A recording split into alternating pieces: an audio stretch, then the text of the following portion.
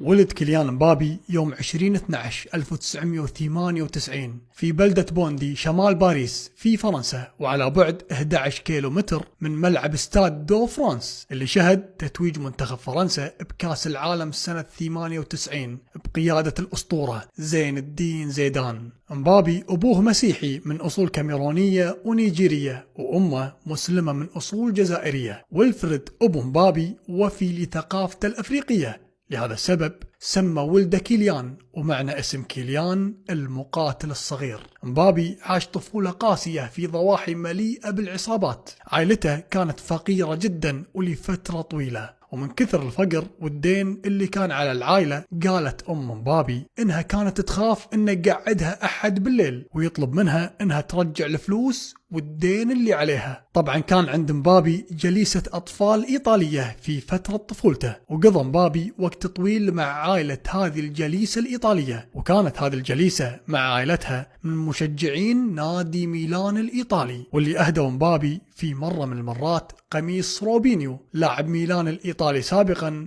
بالرقم 70. ومع هذا كان نادي ريال مدريد الأسباني فريقه المفضل من أيام الطفولة، وانتشرت صورة لغرفته والجدران اللي معلق عليها شعارات ريال مدريد وصور لقدوته كريستيانو رونالدو، وهذا الشيء دليل على حبه للنادي الملكي من أيام الطفولة.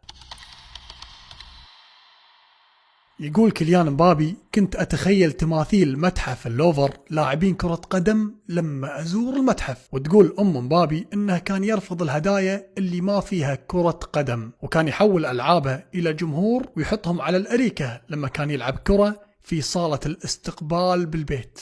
مبابي لعب بالكرة أول مرة لما كان عمره 2.5 سنين، وأهله وثقوا هذه اللحظة بالفيديو. مبابي كان يرافق أبوه ويقعد في اجتماعات فريق AS بوندي اللي كان أبوه يدربه. ويقول ويلفريد أبو مبابي إن ولد مبابي لما كان صغير كان مجنون جدا بالساحرة المستديرة، وكان يراقب كل حركة في المباريات على التلفزيون ويتعلمها بسهولة، وكان يشوف ما بين 5 إلى 6 مباريات في اليوم الواحد، وكنت أتضايق منه أحيانا بسبب هذا الإدمان لكرة القدم. كان مبابي يقضي اليوم كله في لعب كرة القدم بالشارع، وفي وقت النوم من كثر حبه لكرة القدم كان يستخدم الكرة كوسادة علشان ما يضيع وقته بالبحث عنها لما يصحى من النوم.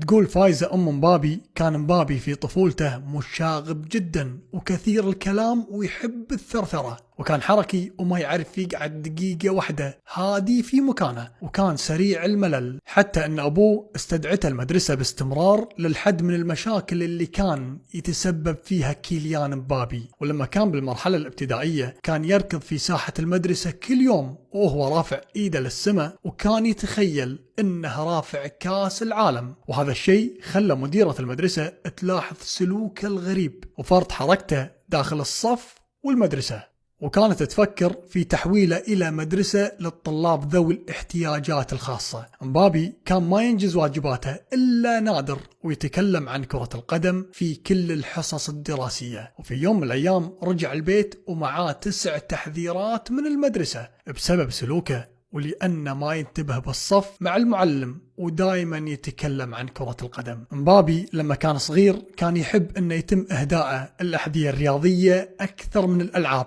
وقالت أم مبابي فايزة: ولدي مبابي كان يبي يترك المدرسة لما كان بالصف السادس، وكان يبي يركز على كرة القدم، لكن أبوه عصب جدا من هذا التفكير وأجبره أنه يهتم بدراسته ويكملها. مبابي وريث عائلة رياضية، فأبوه ويلفريد كان لاعب ومدرب كرة قدم في صفوف AS بوندي، النادي اللي بدأ فيه مبابي مشواره الكروي. وأم مبابي فايزة العماري كانت لاعبة كرة يد بالدوري الفرنسي خلال التسعينات. وشقيق مبابي بالتبني جيرس كيمبو لعب لمنتخب فرنسا للناشئين. وشقيقه الصغير إيثان حاليا يلعب لنادي ليل الفرنسي. ولعبت أمه دور كبير في حب كيليان مبابي لكرة القدم، وكانت تتكلم عن كرة القدم مع مبابي طوال الوقت، لدرجة انها كانت تقعد من النوم علشان ما تطوف الأخبار الرياضية اللي على التلفزيون. كانت الأم الحديدية فايزة العماري مثل ما وصفتها الصحافة الفرنسية بجانب ولدها الكبير كيليان من بدايته في عالم كرة القدم، ولعبت دور استشاري مهم جدا في قراراته المهنية. ويقول مبابي انه يتكلم مع امه في كل شيء، وانها كاتمة لأسراره وهي اللي تختار له مظهره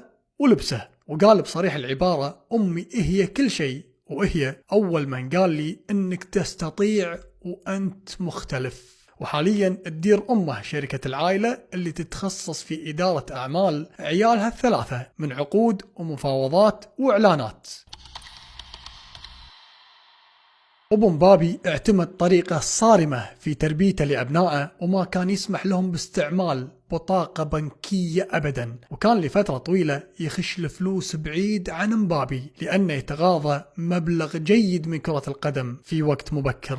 والهدف من هذا الشيء علشان يكبر مبابي مثل أي طفل عادي وما تخترب حياته بسبب كثرة الفلوس. وفي عمر 17 سنة لما صار لاعب محترف كان راتب مبابي الشهري 85,000 يورو، لكن أبوه اللي ماسك حسابه البنكي كان يعطيه مبلغ 200 يورو مصروف شهريا فقط، وما كان يسمح له بالخروج مع أصدقائه أو حضور أي نوع من المناسبات الخاصة بالأطفال، وكان ياخذ لمقابلة نجوم كرة القدم وحضور تدريبات الفرق ومتابعة مبارياتها. ولما وصل كيليان مبابي إلى عمر 7 سنوات قابل نجم الكرة الفرنسية الغزال تيري هنري سنة 2005، وفي سنة 2012 قابل الأسطورة الفرنسي زين الدين زيدان، وأيضا قابل البرتغالي كريستيانو رونالدو لاعبه المفضل وقدوته في عالم كرة القدم. وثق هذا اللقاء بصورة التقطها لهم الأسطورة زيدان. كان النجم الفرنسي طالب في مدرسة كاثوليكية خاصة في بوندي من عمر 6 سنوات إلى 11 سنة. وقتها تعلم الدراما والسباحة والتنس والغناء والعزف على آلة الفلوت أو الناي. وعلى الرغم من مشاركته في كل المنافسات الرياضية إلا أن مبابي حصل على شهادة الثانوية العامة في شعبة العلوم والتكنولوجيا.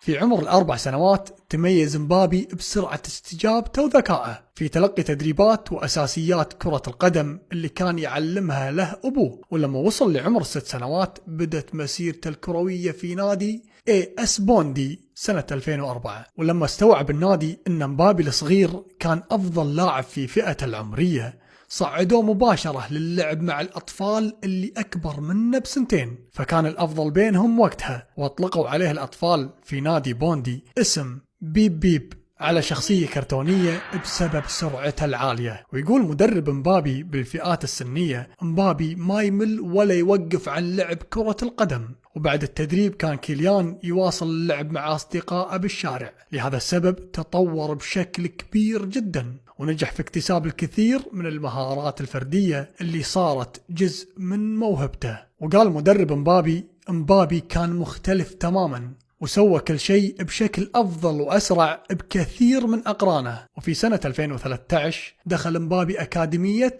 كلير فونتين التابعة للاتحاد